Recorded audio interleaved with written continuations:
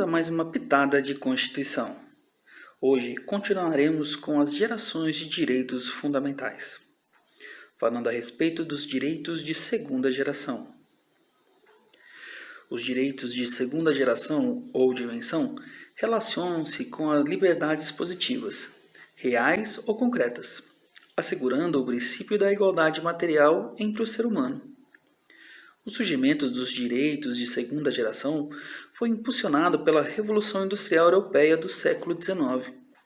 Em decorrência das péssimas condições de trabalho, surgiram movimentos que buscavam reivindicações trabalhistas e normas de assistência social. Exemplo desses movimentos foi a Carta Estista, na Inglaterra, e a Comuna de Paris, na França, de 1848.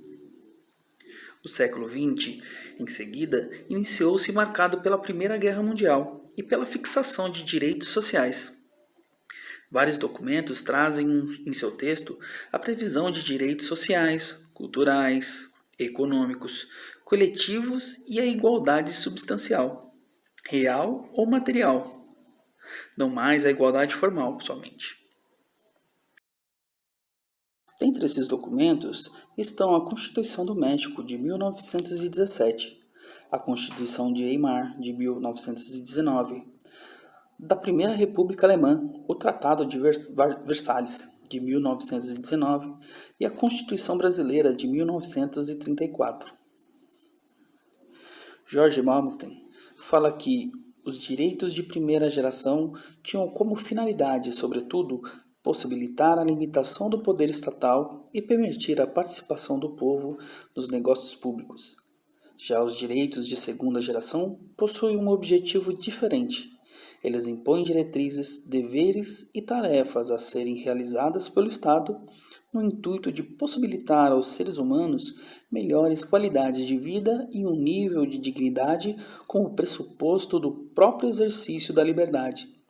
Nessa acepção, os direitos fundamentais de segunda geração funcionam como uma alavanca ou uma catapulta capaz de proporcionar o desenvolvimento do ser humano, fornecendo-lhe as condições básicas para gozar, de forma efetiva, a tão necessária liberdade.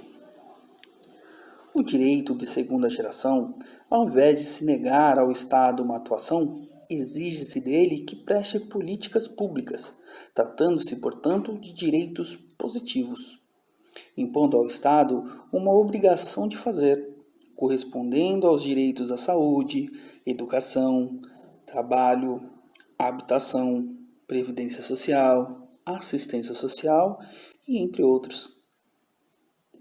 A normatização e eficácia desses documentos inicialmente variaram em função da natureza desses direitos, que exigem prestações materiais do Estado, nem sempre viáveis devido à limitação de meios e recursos. Esses direitos, portanto, foram incluídos em primeiro momento na esfera programática do Estado, ou seja, sem qualquer garantia de concretização por meio de instrumentos processuais, como os que garantem os direitos de liberdade da primeira geração.